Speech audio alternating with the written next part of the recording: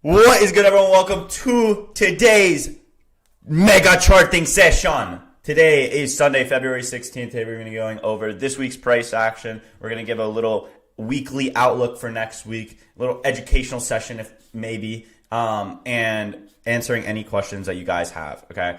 So the session is full of sauce. This is time to ask questions because there's not that many people. You know, it might be kind of harder to ask questions, you know, when we're in what's it called, live streams, because there's people that are just signaling. But if you're here to actually learn something, good job, congratulations. And that being said, let's get into this. All right. So I ended up taking 4 trades this week. I went 3-1 this week, and all of them were traded live. All of them are shit. All of them are shit, and you're shit. And all of them, I think, were mech model. No, that was a lie. But there was a lot of good mech models this week. Like, an amazing week for mech model. Amazing week for just inversions in general. But I did start off the week with a L, which made everyone panic. Blake is washed. Blake doesn't know how to trade. Blake is the worst trader ever. I'm unsubscribing. Because Patty and Blake are the fucking goats. And now I'm fucking here. What? Who was that? What just happened?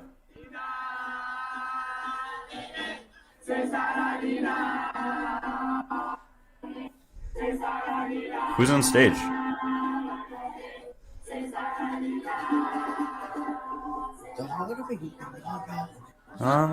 Yeah. No. Fire, bro. That was fire. I'm happy you got to enjoy that. It looks beautiful as well. Who's? Oh, it's not in this chat? It's in piano. It's in piano. Okay. Let's go back to what we were doing now. All right. Yeah, wait. Let's change the colors back. I don't like this. All right. So coming into the week, guys, I really should have been more bullish. I think I had a lot of just bearish biases for the week, and I just had a very wrong. I mean, actually, my weekly outlook. If you guys go to last charting session, I said that my outlook for this week is going to be dependent on this 4-hour gap. If we can sweep it and we can, if we can sweep this low, deliver higher, then I'm going to be bullish. If we displace through this gap, then I'm going to be completely bearish toward these relative equal lows. Very simple biases because this also was at that 50% of the range, right? So it was a really easy bias. But I kind of just faded that bias on Monday and I kind of forgot about it, which maybe, I mean, I probably shouldn't have taken the trade that I did on Monday, because this was a very clear sweep of this low, very clear bullish bias. But let's get into the trade that we took on Monday. All right, so I ended up having actually a bearish bias coming into the day for a lot of reasons, though. I think I put too much emphasis on daily profiles maybe, but overall, this is still like a phenomenal trade, looking back at it. Why is your mic a popcorn bag? Is my mic bad? Sounds bad? Sounds good to me, bro. Don't listen to the haters, bro. Okay. So coming into the week, right? I like these equal lows right here, right? So we had equal lows with London lows, and then we also generated equal lows. I'll show you when we took this trade on Monday. But I saw this as a London Judas swing. Why did I see this as a London Judas? Well, London session really didn't trade into anything significant. Maybe you can say the order block, but there wasn't really much that sponsored the move. And especially with equal lows, if we have equal lows, it usually is a Judas swing for London, and that usually is the daily profile, and it will get traded back to. So I was bearish for that reason, but I was also bearish because we ended up having this move at open. We ended up trading at 9:30. We had a open low, making equal lows, triple equal lows here. We swept out this buy side liquidity right here. And we also swept out this 15-minute intermediate high right here, right? So this was a textbook setup, and then we ended up having this 2-minute IFEG. Just like, again, like this is a setup that was a no-brainer. I'll take any day of the week. Like this is just a setup I would take any day of the week, really. Okay, got stopped out after we took out this internal low. Now, again, there's a lot of questions like, oh my God, but you should have moved your stop loss to break even. Guys, I'm going to show you, like, there's times this week where break even wouldn't have saved me. And then there's also times where break even does save me, right? It's just like a matter of conviction. And in my opinion, like these equal lows is just, I was just super high confidence for this. You were super high? Yes, I was I was faded. That's just why I took this retarded trade. No, I'm just kidding. But yeah. So again, this is just like a trade I would take any day of the week, like whenever it presents itself. No brainer setup. But yeah, I mean, I don't really think that this was a good break even. I mean, it obviously saved, but what? What? Nothing. Anyways, does anyone have any questions before I move on?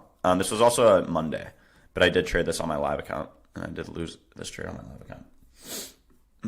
Dumbass. Yeah, I shouldn't have traded Monday, but Dumbass. Does anyone have any questions?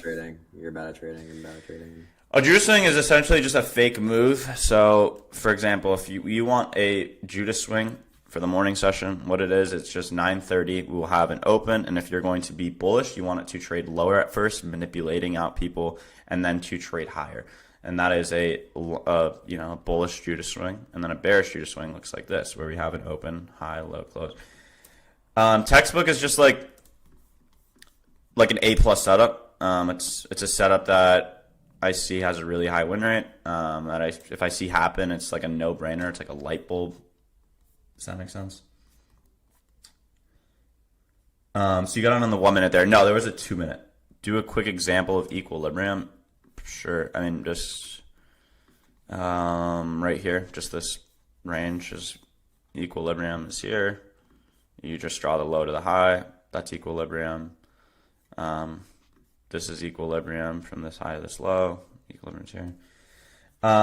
Do you only take break even at intermediate low or high if the TP is less than a 1-to-1 RR? No. Can you explain your entry on which time frame? Yeah, so if I'm looking at this leg here, right, from these equal lows from my target to the high, I'm looking at the highest time frame in this leg. So there's a 1 minute. Is there a 2 minute? There's a 2 minute. Is there a 3 minute? No. So the highest time frame is a 2 minute inversion. So I'll wait for that to get inverted. Okay. Can we stop fucking with the colors? Can we put it back to the nice blue diamond? Intermediate term high and lows, I don't fully grasp them. Yeah, so an intermediate low or an intermediate high is basically just a low or high inside of a fair value gap. So for example, let's just go on like the 5 minute time frame. This is like a low inside of a fair value gap right here. This is a low inside of a fair value gap. This is an intermediate low inside of a fair value gap. Why is that not a good break even? It looks good. Well, yeah, in hindsight, of course, 2020 vision is hindsight, but just this is a trade I just wouldn't go break even just because of triple equal lows and how textbook the setup is overall. But yeah, definitely in hindsight it would have saved me. But I'll show you a trade on Friday where the break even point made a lot of people go break even, and it's just like, I don't know, when the break even obviously works, that's when people talk about it, and then when it doesn't work, that's when they don't talk about it. But it's just like, that's just that. Anyways. Didn't take anything at 1-to-1. At a 1-to-1 RR? No, I think I got in later. That wasn't a 1-to-1. I think my entry was around here, so no. No, I didn't scale anything. Just, again, there's times I scale, there's times I don't, but you do need to take the highest time for my IVG. Can you explain the significance of equilibrium? When is it utilized? Yeah, so equilibrium is just like, for example, if we have a large range or we have a move up or a move down, you want to see price trade back to equilibrium of a range. That's usually going to give you like a really good, like a better entry. For example, you want to be buying in a discount like here versus buying up here. Why? Because for one, your RR is just going to be bad. So you're just going to have a really bad RR versus, if your entry is over here, then your RR is going to be a lot better. So R and also it's just like premium discount. But yeah, it's usually used on also like higher time frames. For example, my bias for last week was really dependent on equilibrium because we had this range here. And if we are going to be bearish, we should disrespect this equilibrium, the liquidity below equilibrium.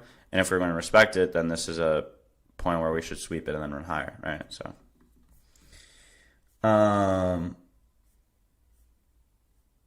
usually 50% I take off that TP1.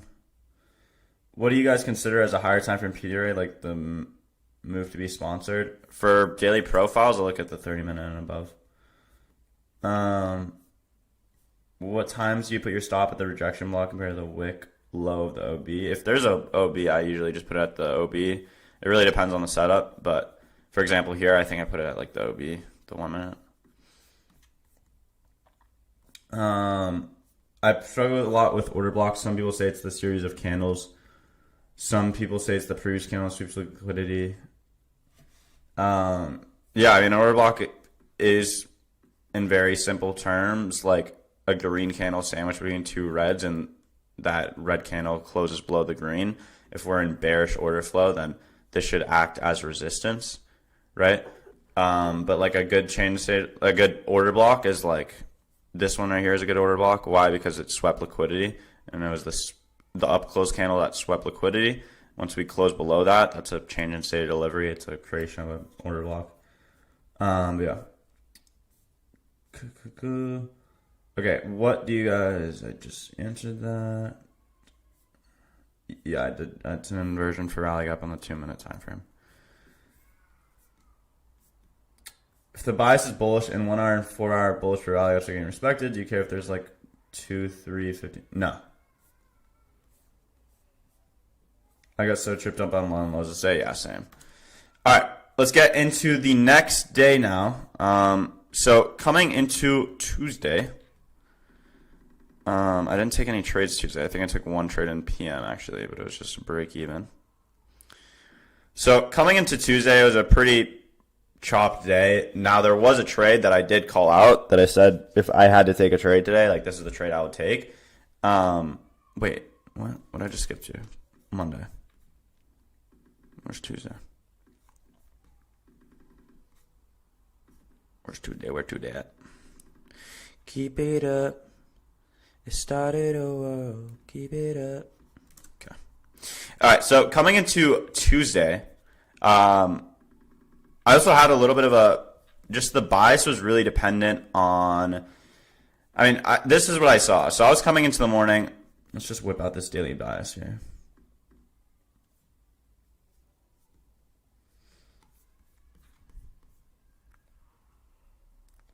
So I did say I was bearish coming into this morning because I did see the London session move being sponsored.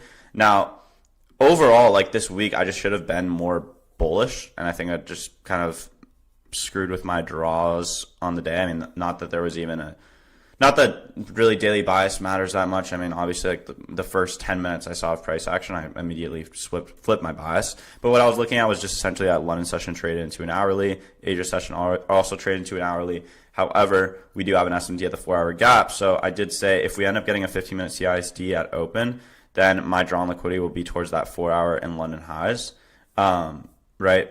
So we ended up getting that 15-minute CISD, which is, I was looking at this candle right here at open. And we kind of just ran through all of this, but that's when my drawn liquidity got flipped higher towards that previous week. Or I think it's previous day. I'm not too sure. Let's see. Wait, let me open back up chat. Okay. But yeah, so we had this move at open, like literally no entry, obviously. We just ran straight up around 100 points at open. So at this point, I'm waiting for just really something obvious because we are obviously just accumulating, right? We then had this manipulation lower. I know I'm going to get the question, why didn't I take this short? And why didn't you like this short? I'm overall bullish. Okay, so after this move happens, I'm bullish.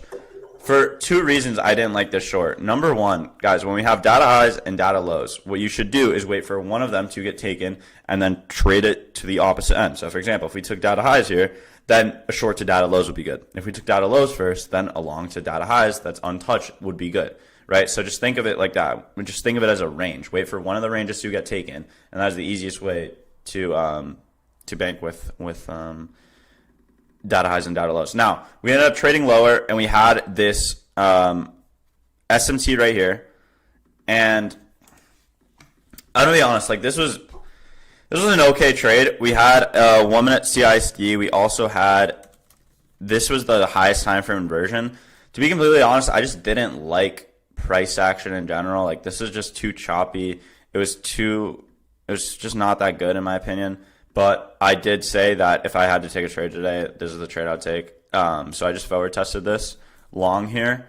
A lot of people did take this. I didn't, just because I didn't have the confidence for it. But I mean, stop loss would have had to been like here maybe. And yeah, that was a trade. But other than that, I mean, pretty shitty day. Does anyone have any questions on this trade for this day? Do you take SMTs on every time frame? Yeah. Can you look at the trade in lunch? 5-minute IFG long in lunch hour.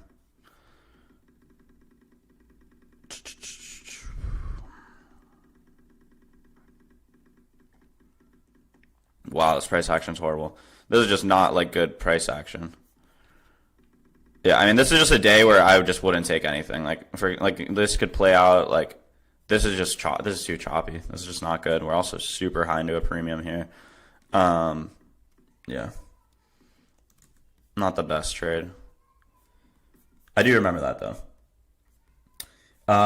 When do you consider SMT necessary to take a trade? It's never necessary. I never need an SMT to take a trade. It's just extra confluence and it's just good. Better. Can you show an example of a breaker block? Sure. Once your main draw liquidity is taken and you start stalling, what would be your next area you think price would trade to? You can give examples. Yeah, that happens a lot, honestly, like when, I guess, session open, like New York session open will deliver its draw liquidity and you'll get no entry. But there's a reason, like you got to think about it this way. There's a reason that drawn liquidity is set in place to begin with. So if we're going into New York session open expecting price to trade to London highs, right? Like that's our main drawn liquidity. And that gets hit, what's going to happen now? We're going to wait to see if price wants to reverse from there because that is a significant liquidity pool and it would be an area for price to reject and reverse. And so from there, after that gets taken, we want to see if we could find a potential reversal. There's times where it's like, you just have to analyze if the main drawn liquidity gets taken and I don't know, like let's say London highs just gets ran through and price is not like reversing and you keep delivering higher. You can go into like, I guess, even higher time frame, look for previous day highs, previous week highs, and try to find a continuation. But there's, like I was saying, the main thing I need you to take away is that when those main drawn liquidities get hit without us getting an entry, 90% of the time you will see us try to take a reversal from that point. So, but yeah, you just gotta wait for structure to be created after the drawn liquidity gets hit. You don't want to enter like a short right after London highs gets taken. You know what I mean? You gotta wait for some confirmation. Like what I always tell people is this is like when you want to utilize conditions because you're taking a higher time frame PD rate. What do you want to see now? You want to use time frame alignment. You want to see like a 5-minute bearish fair value gap open up and now create that as your condition. See if price respects that newly formed bearish gap. And so that's when you can like start to formulate in your head, okay, is price respecting bearish or bullish? And you just really go from there. So yeah, just we've done a couple lessons that would help you a lot with that question. If that's like something you're really interested in. I talked about structure recently in one of the previous educational lessons, and then I would pair that with conditions and you'll understand really exactly where I'm going about with this. Like a short-term bias. Yeah, so to speak. In the sense where you would now have a drawn liquidity lower after London highs gets taken. If there's a reason to trade lower though, like realistically, if there's no liquidity being generated, no imbalances in price, like there's no like unfilled 15 minutes, unfilled 5 minutes that you can be shorting to, and like just a range in general is rebalanced. Obviously, you're not going to want to look for shorts. In that case, you just wait for structure to form. But yeah, you really are just formulating, I guess, short-term biases or more so like internal, trying to find newly created internal liquidity to trade to. That's the biggest thing. Are you recording these sessions? Yeah. Yeah, no, you don't need an SMT. A plus setup on the continuation model is like the biggest thing really. Like guys, when you're taking continuations, the number one factor is that external drawn liquidity is still intact. Like I'll let you elaborate on this because you're on the charts. Yeah, I mean, well, I'll show you guys in the trade that we took on Thursday and Friday. I think also Wednesday was continuation. I think no, Wednesday was mech. But it's really just like, yeah, like Patrick was saying, if we come really close to a high and it's just really obvious, for example, we do something like this, we then trade lower, we generate low resistance liquidity, maybe we generate equal highs, trade lower, maybe go down to a 5-minute or 15-minute gap, and then we still have that external liquidity, and there's an SMT. I would say that this is like a A+ continuation, something like this. But yeah. Okay. If there's a breaker at the bottom of a dealing range in a bullish move, but we get a setup at equilibrium delivering off of fair value gap with a smaller time frame inversion, would you still wait for that breaker to get hit? No. If we already hit equilibrium, then there's really no reason for price to trade lower. But obviously there's times where it does. But yeah. Yeah, you don't need to wait for a breaker, especially if the range is already rebalanced. Yeah. Like, honestly, the number one factor is that you're just like, price is trading away from something. So like, it's not about whether it's hitting that breaker or not. It's more so like, did it hit anything else to support your trade? Like if it trades like a 5/15-minute fair value gap, fire. Like that's really all you need. Is it range rebalance? Cool. That's really all you need. You don't need like a breaker or an OB or anything to get traded into. But obviously, just things to keep in mind. Yeah, obviously there's like times where it does happen where you wait for that to get hit, and it's definitely better. But yeah, honestly, sometimes I do. If I'm like not confident in it, I'll wait for like an OB to get hit. But that's only if it's. I mean, that's a good question, but it's only really if it's below equilibrium is where the OB is. If I want to see equilibrium get hit. Okay, so This guy said, do you guys have SCDs when you guys trade? No. I don't even know why you would ask that really, but yeah, we don't have SCDs. Okay, anyways. So what I was looking at in the morning was that CISD on the 15-minute. So once we got this is what I was looking at for PM session was I wanted to see this CISD get traded into to then take a long off of. I was looking at this for PM session. We hit this CISD here. We ended up trading lower into this discounted 5-minute gap right here. And it was just a very obvious long. Because we also didn't take out these highs, right? We didn't take out previous day high here. We just generated liquidity. So this was like a perfect long for PM session.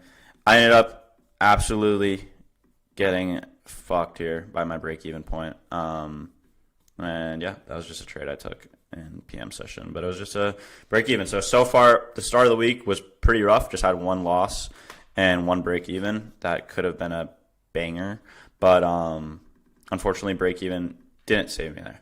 But I do think it was a good break-even point, to be honest. I was like, fine.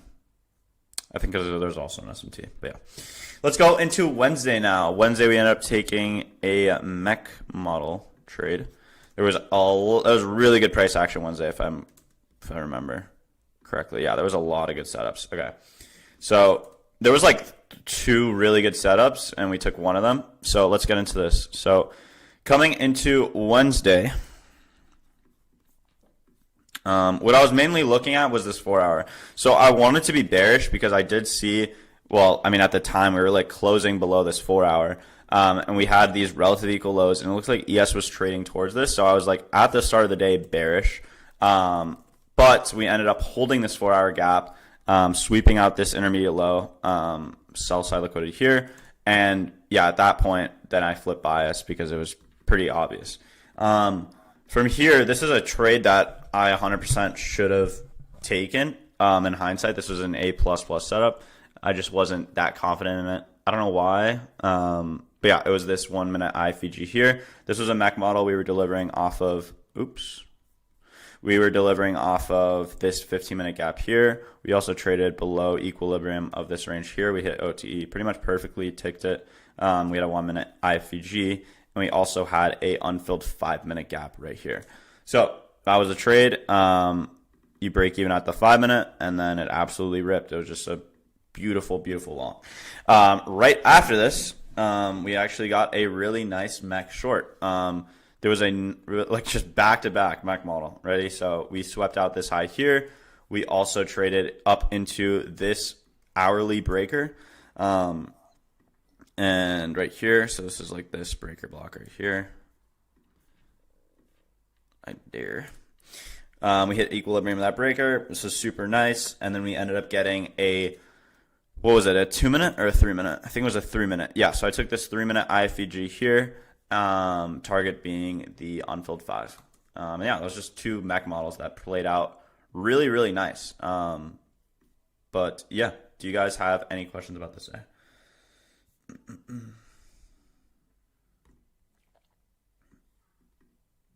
Just like CE of the breaker. I think this was probably just like equilibrium of this breaker around there. Why didn't you put your stop at the swing high? Just not necessary. I think I had like the order block too. I think it was like a really good stop. Not necessary. How about in regular? What do you mean? Do you record? Yes. Do you consider just one of the candles as a breaker or a series of the candles? Just consider one candle as a breaker or a series of candles. One candle. Like I'll just consider like the last down close candle. I mean, but okay, that's a good question. I consider that. That's like, you know, obviously the most sensitive point. But I'll put my stop loss at like the series. For example, like this breaker here, I'll put it at like if I were to take this short, I would put it at like the series. Like I mean, sorry, series. Stop loss being here. If we didn't have a breaker block, would you still take it on the hourly? Maybe, I don't know. I think If there's an unfilled 5-minute gap against your trade, would you still take it, or does it just depend on R? Bro, you just discovered the mech model. That is the biggest gift there could ever be against your trade, an unfilled 5-minute gap. So, yeah, that's actually a great thing. Obviously, you don't want to be taking a trade. Like maybe you're saying if it's like super close, yeah, you don't want to be entering the trade. Yeah, that's what I was assuming that's what you're asking, honestly.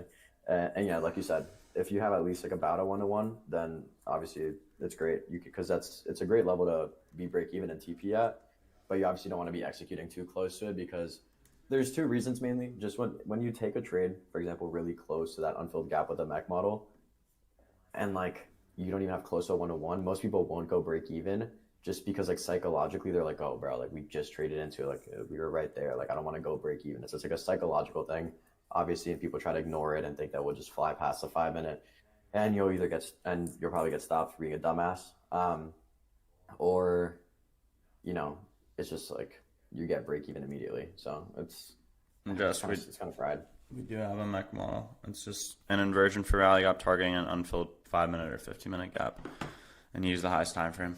Yeah, as you can see here, it worked out perfectly this day. I only took this trade though, but this was absolutely. You can be profitable using PDI and mech model. That's literally the only like. Pretty much all we trade. Of course, there's like discretionary and shit, but realistically, bro, all these inversion models Blake and I use, it's like there's only slight discrepancies between each of them. If you know one of them, you're good to go. Like that's all you need, dude. You can be super fucking profitable. Do you sometimes don't move your stop loss to break even? For example, if your stop loss after the inversion, A for value gap, creates that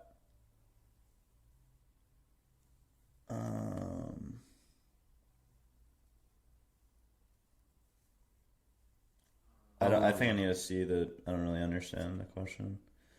If your stop loss after the inversion for value gap creates that, you can support your trade further. Okay, so I think what you're asking is just like, will you not move your stop loss if there's like a fair value gap to support it to go further? Yeah, I mean sometimes, guys, like the break even point, like I don't always got to break even. Like there's a lot of times where I'll show you the trade on Friday where it was a break even. It technically was a break even trade.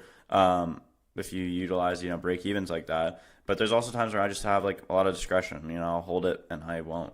The break even is really, really effective. Obviously, it's really good, and half the time it does save you, half the time it doesn't.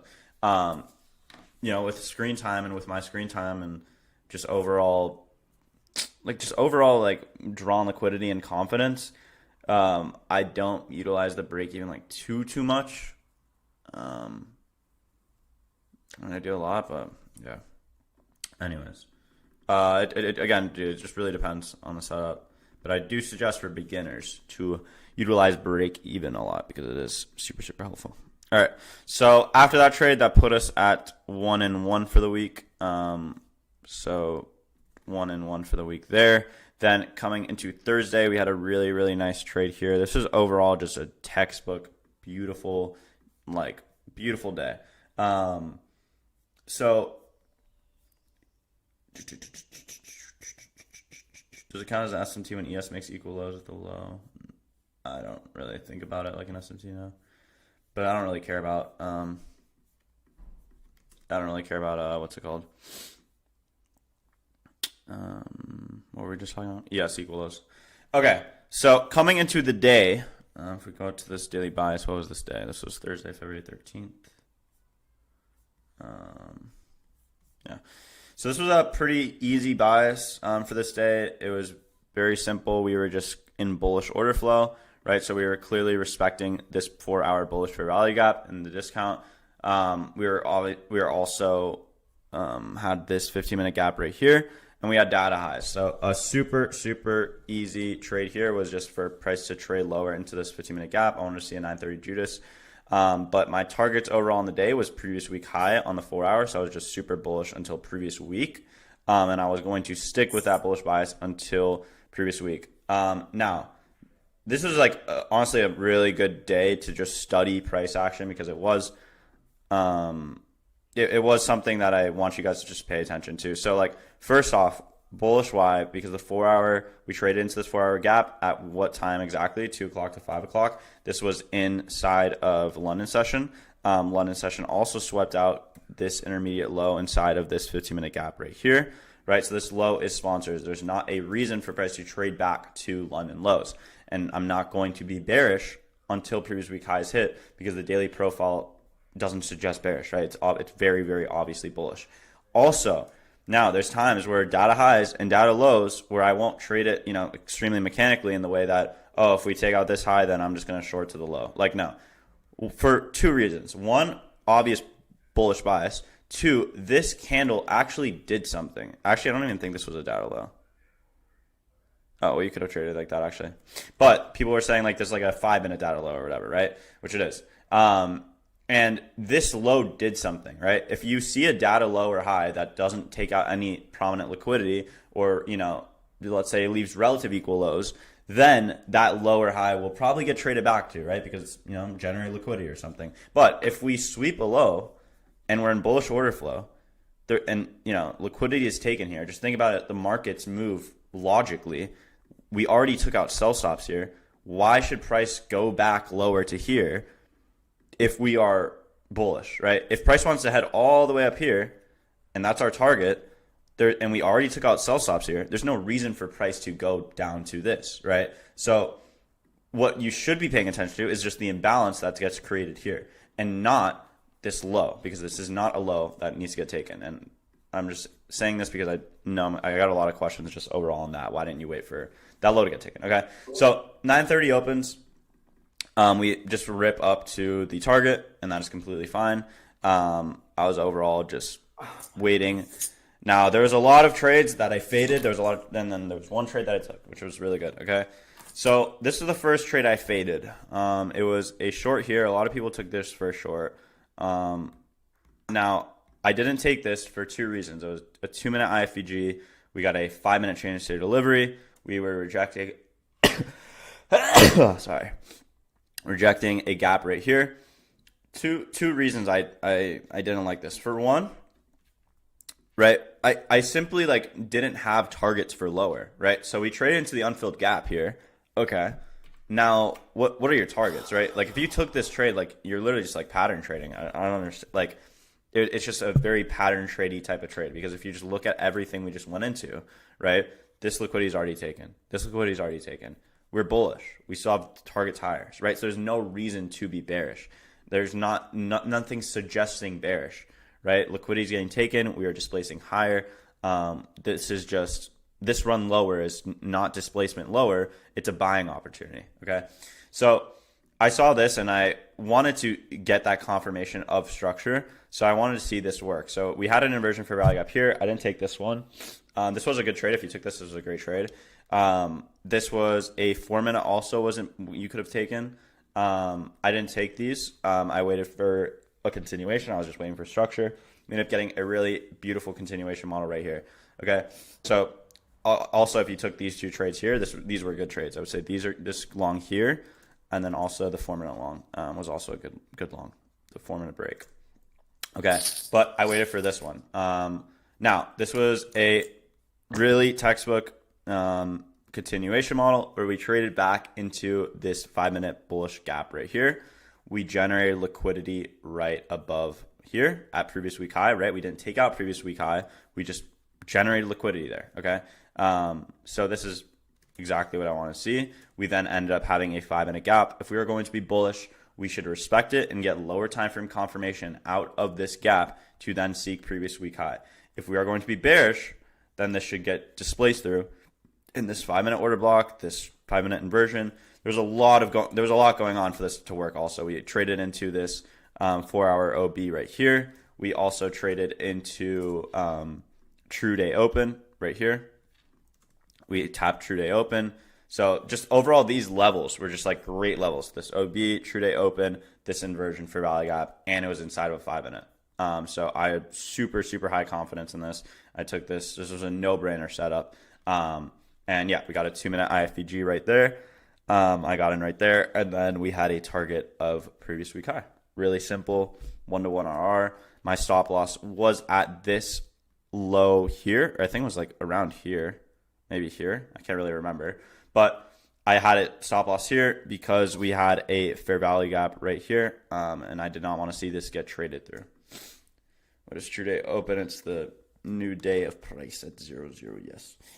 If we disrespect that 4-hour fair value gap, what would you do? Take a look at that buy. You look for a price to take that buy side liquidity on the 4-hour. If we invert, if we what? If we disrespected this 4-hour gap, then I'll probably look to see lower. Yo, I just want to say you guys need to stop asking how many minis and micros you should trade. Because it's never a set fucking number. Like, you guys need to shut the fuck up about that and realize that it's all percentage based. Sometimes you can trade minis, sometimes you can trade micros, sometimes it's 2 minis, sometimes it's 1 mini, sometimes it's 10 fucking micros, sometimes it's 4 micros. Like, it depends how much volatility there is in the market. There's literally no definitive answer. Yeah, guys, trade. Like Patrick was saying, I was thinking about it in a percentage. Like, only trade 0.5 to 1% of your account. I'll just say that 0.5 to 1% of your account. And for example, here, if we have a 71 tick stop loss, then okay, I can go in with 1 con, right? Anyways, and that's risking $710. Someone's really curious regarding stop loss placements. I mean, listen, like, with inversions, it's not it's a no-brainer. The stop loss is a no-brainer every time. Swing high or swing low, right? You don't need to really utilize that wick completely unless there's like an SMT, in my opinion. But there are times where you can put your stop loss a little bit tighter. And those are like times where if price creates an OB or you have like a breaker in play or something, that's like extra confluence for why your trade should hold better. But like, realistically, utilize as much as you can of that leg. It does, like, you'll never ever be punished for using more of the trading leg, like for using just the swing low or swing high. That will be your best friend every single time. Yeah, like for example here, I don't need to put it all the way at the swing low in this scenario, right? Obviously that's stupid. You're not going to put it at the swing low here. That's just, like, logically, if we have a fair value gap that gets created here, right? We have a bullish fair value gap right here. If this is going to get disrespected, do I even want to be in this trade anymore? No, right? I want to see bullish PUAs get respected. Now, this is an example here where the break-even point would have not saved me, right? If I went break-even at the little intermediate high right here, which, this would have made, not worked. Because I had really high confidence in my draw on liquidity. And there's times where, I'll go break-even, and if I don't have high confidence, but majority of the time I won't do it. I like this high. Anyways, that was the trade here. My stop loss, it even could have been, honestly, well, no, this is fine. But like here or here, before I get below.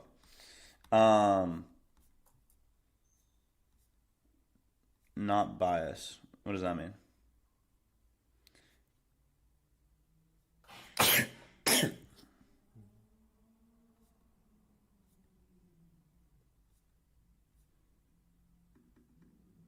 What questions do you guys wish people asked?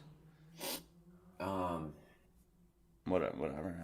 I don't really care, but like just, but there's just no I don't care what questions you guys ask. But yeah, I do see that question like asked every single day, which is why like we just wanted to say it. Just like how much mini should I use on this account? How many minis should I use on if I'm trading on this account size? Like 0.5% to 1% until you build a buffer, and then you can do what you want. Anyways, why didn't you take the first 4 minute? The 4 minute was good. I didn't like it just because the intermediate high was like here, and we broke it. Like there's like times where, all right, for example, let's say we have a trade where the inversion's like here, and we trade into it, and then okay, and then we get the inversion after, and then like your entry's like here. I like this. Why? Because it's like we already broke, break a structure, CISD, break, or whatever the fuck it is, right? Whatever it is there, we already broke that high, and we got displacement through that high and through the inversion. Versus if the intermediate high is like really high, and it looks something like this, for example, if it's like above the fair value inversion, and then you have to like get the inversion here, then it's like you don't really know. Then it's just like a weird break-even point. You don't really know. But it overall was a really good setup. I just kind of didn't plan it well. If I looked at that, I don't know. I just didn't plan it well for if the candle would have closed how it did here. I thought it would close above, and then I'll get a better entry. But yeah, in hindsight, the trade I should have taken was this. This was we were rejecting this 1 minute OB here.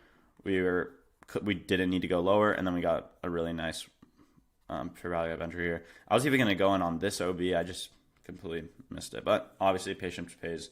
We got a really nice 1 to 2 RR trade here. All right, let's go into the next one. Can you please do a quick example of a perfect CISD? A perfect CISD. I see you, I see what you're saying. What do you mean you asked them words? Oh. Do education, Good one, bro. You like that? It's good, bro. A perfect CISD.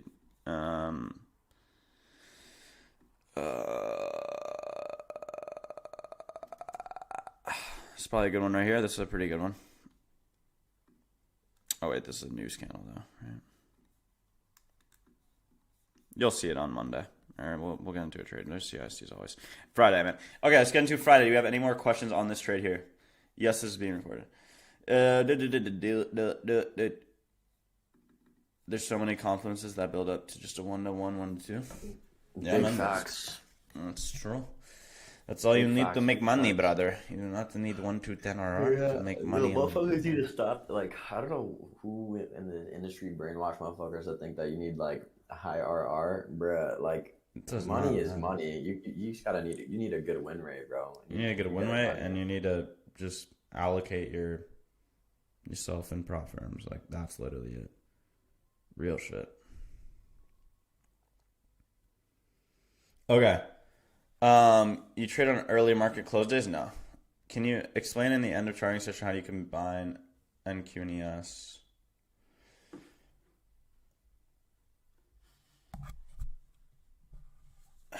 Wait. Can you explain in the end of It's charting? only useful for S&Ts. Sorry. For example, if we did have a textbook setup on NQ, what we could have on ES that could invalidate our NQ textbook setup. There's nothing. Yeah, I won't use NQ. Like, if I'm taking a trade here on NQ, the only thing that invalidates the setup is, for example, my target here is previous week high. If ES takes this high, then I'm not taking it. But like, in terms of like PD arrays getting respected or not, I don't care about that, because ES is just does not move as clean as NQ, and it doesn't respect or PD arrays as well, and doesn't disrespect him, and doesn't move as well. But I'll use it just for higher time frame and just for my targets. All right. Monday market closes. Yeah, I'm not trading tomorrow. Um, let's get Oh, into. sorry. I misread this question completely. Someone asked how do I stop closing positions early, like I close it at 1 hour for no reason. But I thought I just read how do how do I close positions at 101? And I was just like, bruh, close the fucking position. Like, are you stupid? Um, but I understand what you're asking now. Yeah, I mean, you have to understand that like these models, this win rate isn't based off of like any any emotional factors. Every level we target is technical. Um, that being said, like you're not trading our model and you're not going to reap the benefits of that 70% win rate if you are closing based off emotions. Your targets should always be technical, not emotional. There are times though where you will close at 1 to 1 just cause, and that's because let's say we're taking a mech model long to an unfilled 5, but we don't have quite about a 1 to 1 towards unfilled 5. So we wait for price to trade into unfilled 5. Once we hit the unfilled 5, we go break even, and then we wait for 1 to 1 before we take partials or close. That's like one scenario. But if you are closing early, you're not winning at all. Like that's not a good trade. You know what I mean? That's you should never praise yourself for a winning trade if you didn't follow your rules. So just make sure that anytime you're closing or taking partials is at least at the 1 to 1, but definitely at like the internal high, the unfilled gaps, any prominent liquidity pool. Um, and that's really, really it. Make sure you're going break even where you have to be all the time. And yeah, I just can't emphasize it enough. Like you let your emotions get involved and you decide to close based off like an emotional factor because you see like a lot of money on your screen or you see like, you're red and you freak out. You're not trading a winning model at all. You're just gambling and you're probably better off go to the casino. Like I'm telling you straight up. So just let fucking price do its thing, and you see it. Like, dude, were you part of the live streams this week? Like, you see it all the time. Blake and I will not touch our positions. Like, we will literally never close our trade until the targets are hit. Like, there's limits where our targets are. Like you saw me, bro. You saw like me go from taking my first CP to thinking that fucking previous week high was gonna get taken. We edged it. It hit my break even. What can I do, bro? Like, there's nothing I can do. I have to let the model play out as it should. Then what do you notice? Previous week high gets left intact. Another opportunity presents itself. Blake takes a trade towards previous week highs. What does he do? He doesn't touch the fucking trade at all until previous week high gets hit, right? Then the trade closes, and that's it.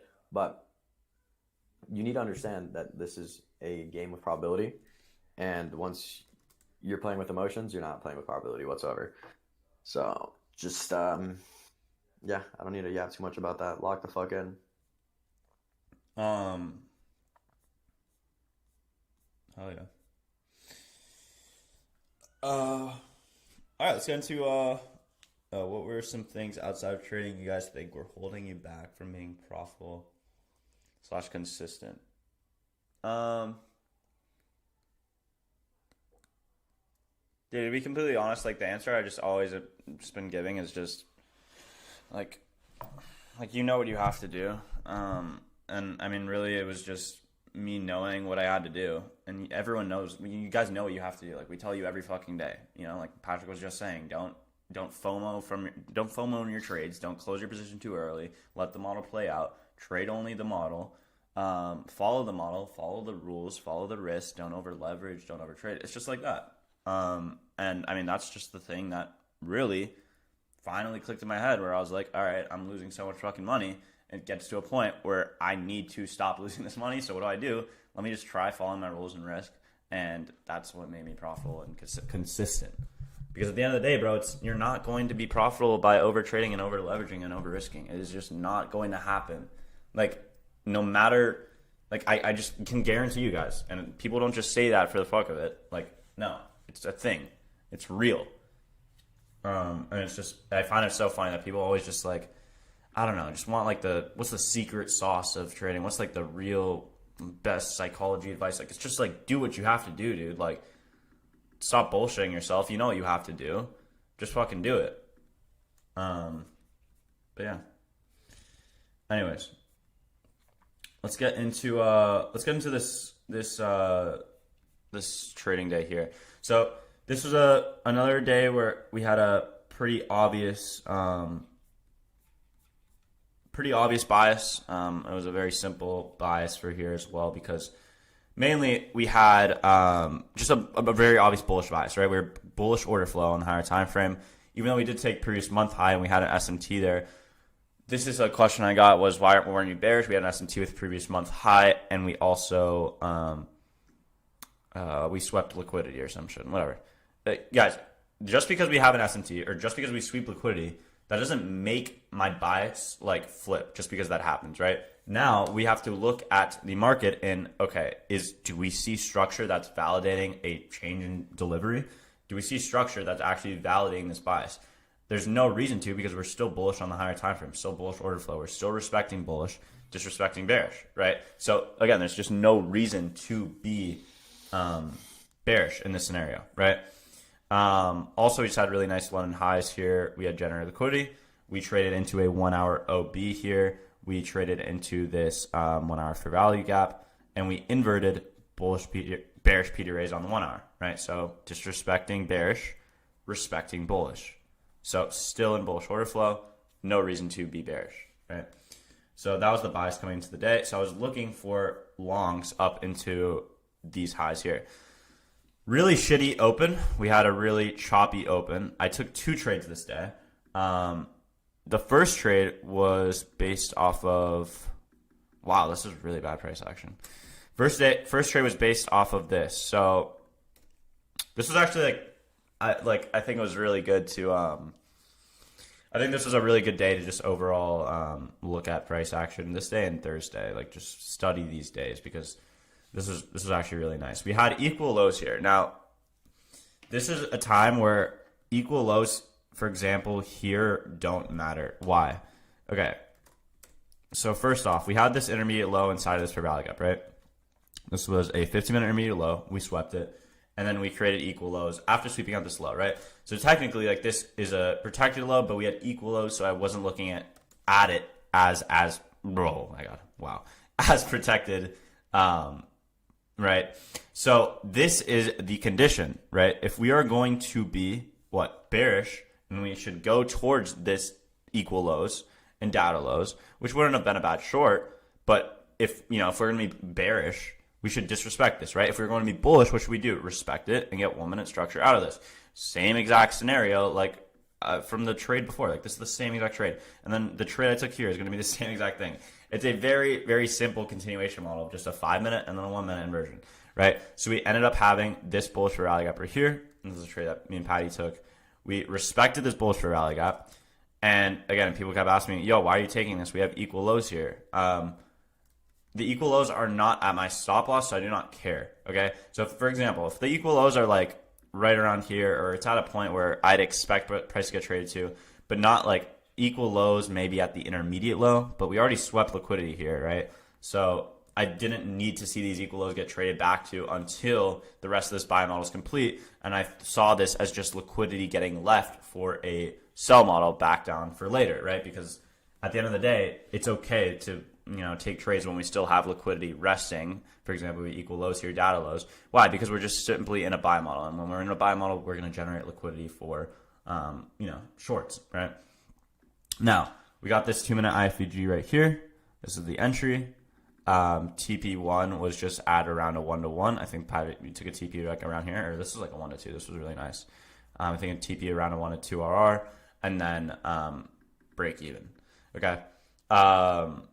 Now, this is when it was another textbook. I mean, this is just literally, guys, this does not look like the exact setup we just took on Thursday. Like, tell me I'm wrong. Is this not the exact same setup we just took on Thursday? Where we edged this high, right? Where we did not take out previous London highs here, right? We ended up generating liquidity. And there was 2 things I was looking at, right? Where we generated liquidity, we generated equal highs. Like, that person was asking me, what does a textbook continuation model look like? I'm going to show you right here, right? We generated liquidity. We didn't take out the external target. We generated equal highs as well. And I also, I didn't take this long. So I faded this long. Can anyone tell me why I didn't take this long? Could someone tell me? Anyone remember? Or does anyone know? No SMT. Okay. Equal lows. Yeah.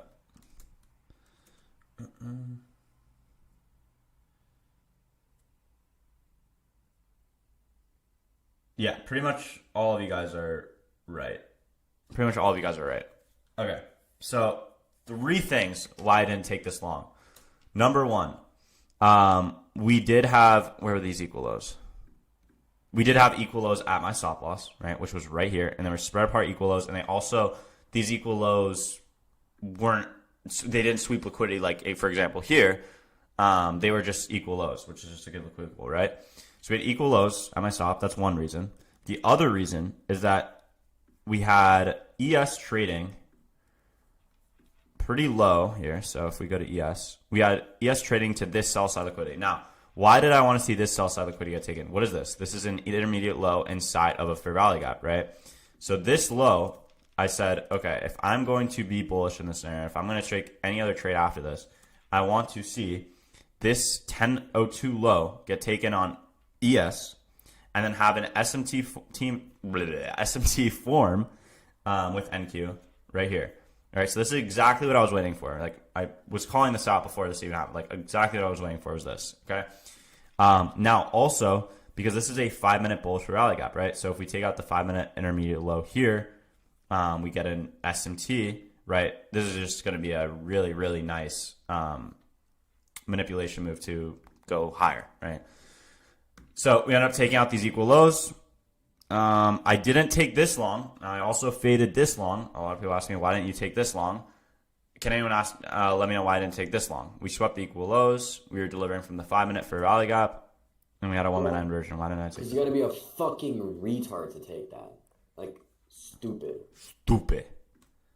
No SMT, CISD, no. Not a CISD. I don't care about CISD. It's not necessary. Go to the 3-minute.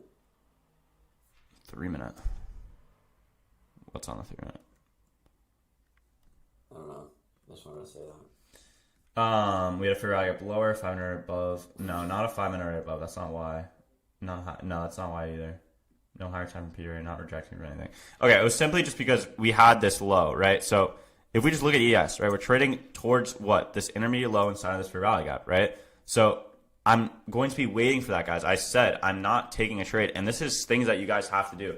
You have to be reactionary, but also at the same time, you have to set yourself conditions. Because I see time and time again, people, the reason you guys are losing so many trades is because you're being too reactionary. In the way that I tell myself, this is exactly what I want to see. If I do not see exactly this, then I'm not going to take the fucking trade, right? It's as simple as that. I wanted to see us trade lower, and now we had this 5-minute intermediate low inside this fair value gap, right? If we already mitigated the fair value gap, a lot of the times, actually the majority of the times, I will not take the trade until we take the low inside of that fair value gap, right? Because we delivered from here, we then took out liquidity, and now what I want to see is for us to take liquidity again, right? That's just obvious, right? To then trade higher, okay? So that's the reason why I didn't take this long, right? Was just simply because I set myself this condition. I was waiting for it to be met. Now, we ended up trading lower. We ended up sweeping out that low on ES, and we ended up having now this beautiful SMT. Now, this is, again, what I want to see. And right here, we get the SMT, right? And then this was just a textbook setup. We had a 1-minute CISD. We also had a 1-minute inversion for value gap, and it was a beautiful mech model to the unfilled 5-minute gap right here. So we had an unfilled 5-minute. This 5-minute ended up getting hit right there. I went break even, and then I left it running up until London highs. My stop loss was around here for around a 1 to 2.5 RR, and it just absolutely ripped. Does anyone have any questions about this?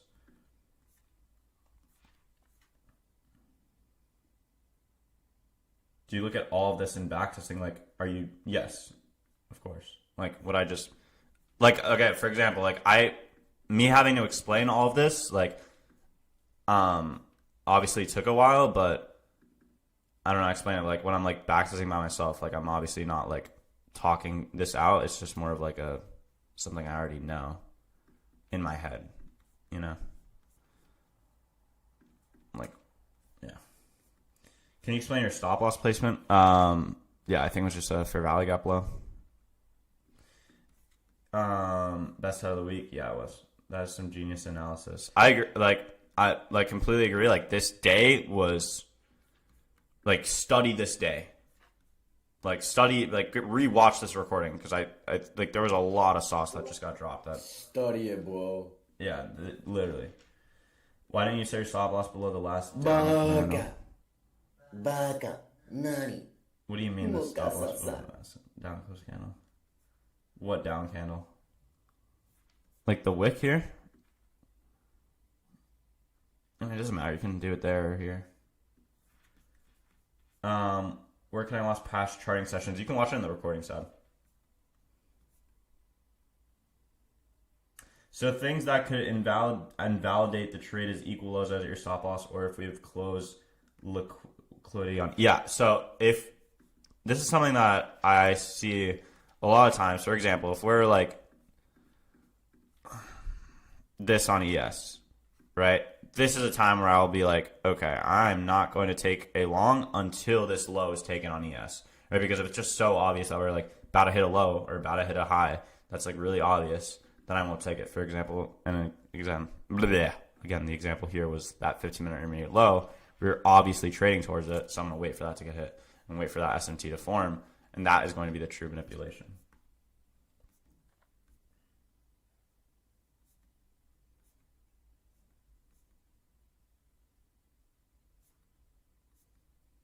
Okay.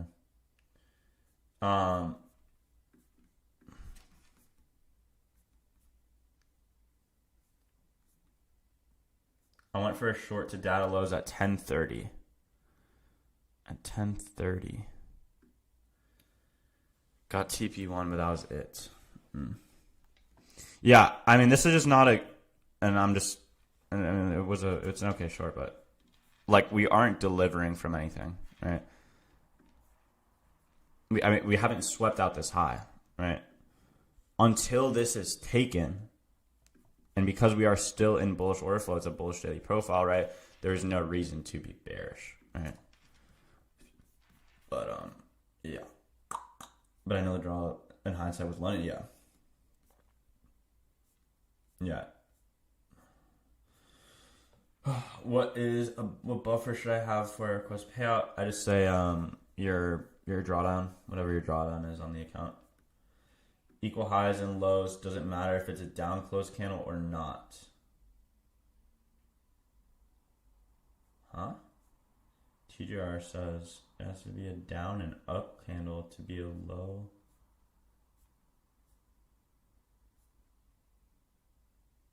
I don't understand the question. What does that mean, Patrick? What? What does what mean? This question. Steak sandwich? Which one? I read the equal highs and lows doesn't matter if it's a down close candle or not, because I know some people compromise the air says to be down and up candle be a low, vice versa.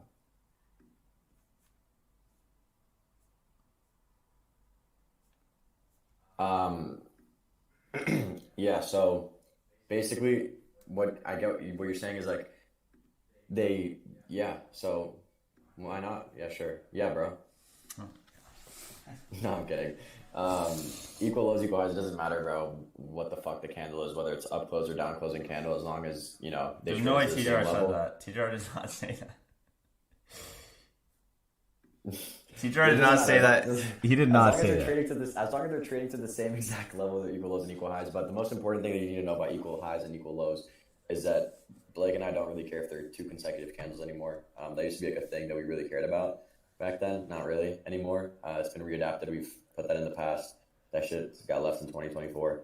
And nowadays, you really only want to focus on equal highs and equal lows that are two significant swings, mainly. They don't have to be swings exactly, but at least, you know, candles apart, like good amount of candles apart. It doesn't matter the color. Equal highs and lows did not get patched. This is a beautiful example of equal highs and lows.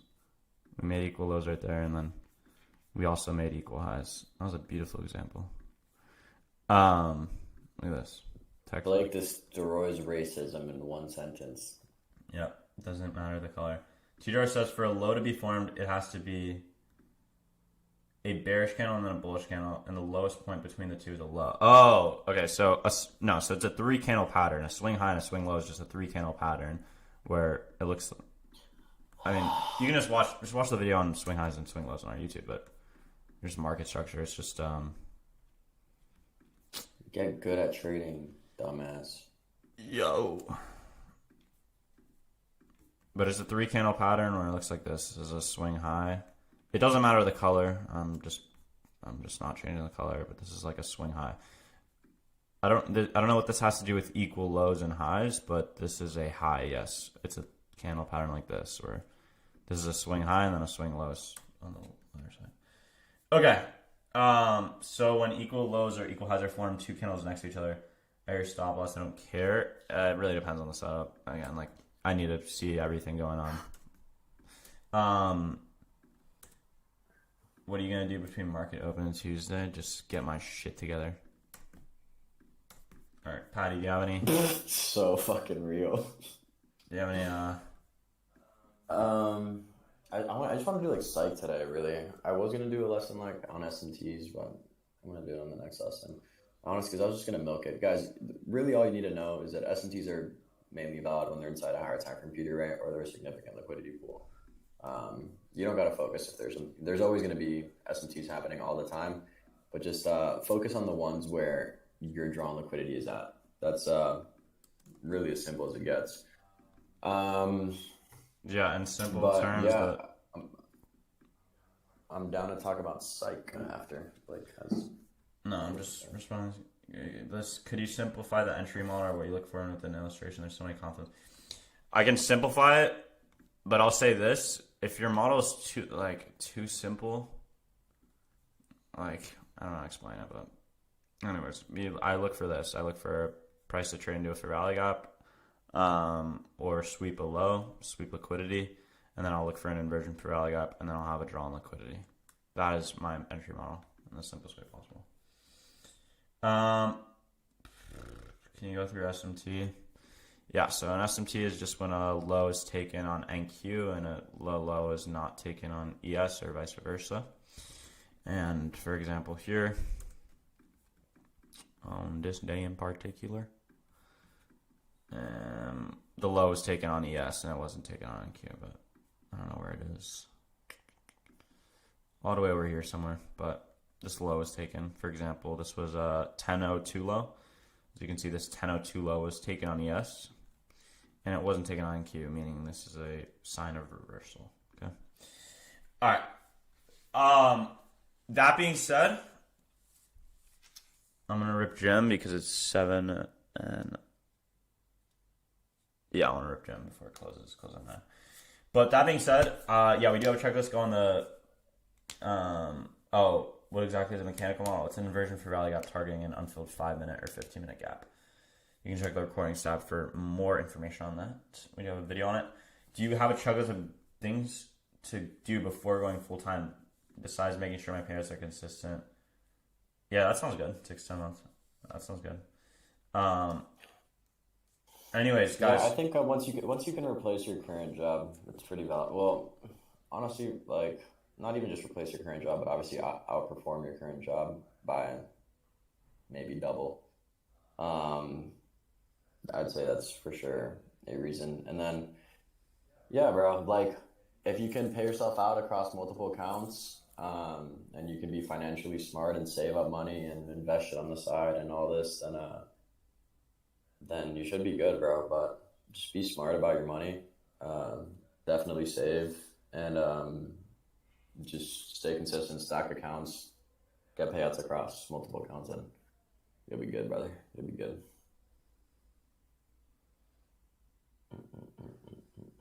Yeah, do not do meme coins. I've never made $1 on meme coins.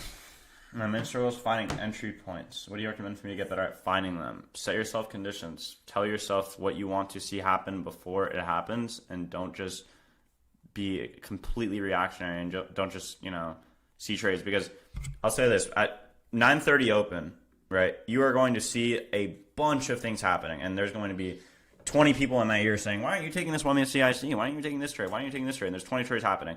And my response to it always is I'm waiting to see exactly what I want to see happen.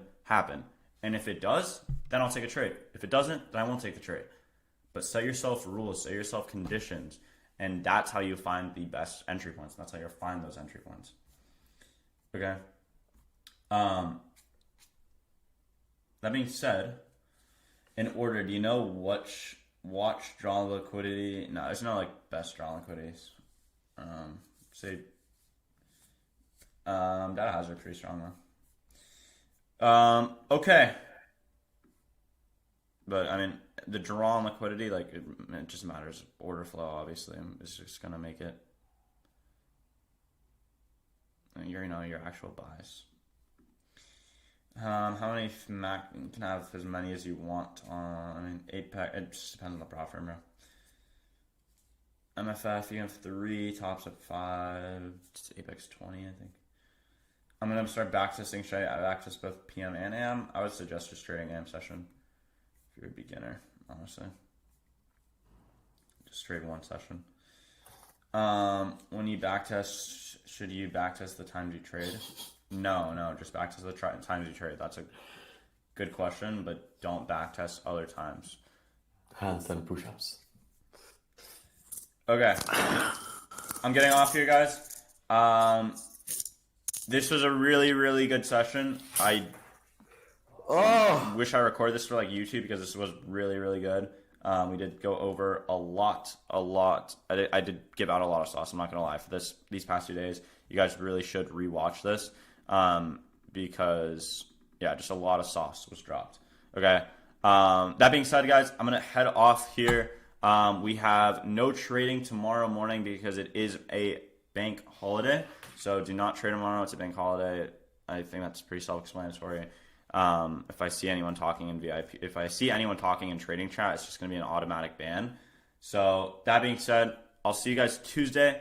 Tuesday, I will be going live for live trading. We have a good week ahead of us. I'm going to do a quick little weekly outlook, and then I'm going to get off. But coming into next week, I think it's pretty obvious that we're just going to trend towards all-time highs. So just a continuation towards all-time highs is the bias. But yeah. If you guys have any questions, feel free to DM me. Feel free to add me in VIP chat or trading chat or any chat you want. And I will see you boys later for another day.